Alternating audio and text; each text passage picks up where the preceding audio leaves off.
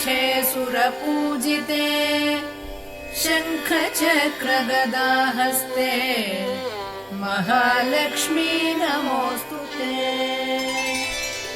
नमस्ते गरुडारूढे डोलासुरभयङ्करी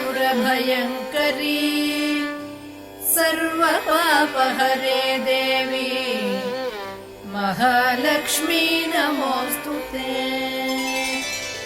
सर्वज्ञे सर्ववरदे सर्वदुष्टभयङ्करी सर्वदुःखहरे देवी महालक्ष्मी नमोऽस्तुते।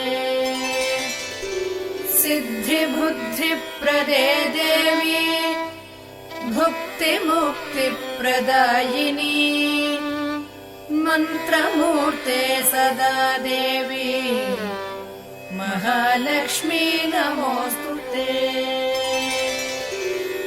आद्यन्तरहिते देवी आदिशक्ति महेश्वरी योगज्ञे योगसम्भूते महालक्ष्मी नमोऽस्तुते।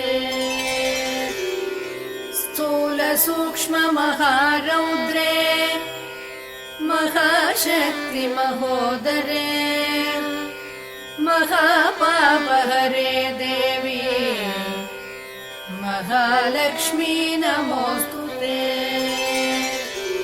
पद्मासनस्थिते देवी परब्रह्मस्वरूपिणी परमेशि जगन्मातः महालक्ष्मी नमोऽस्तुते।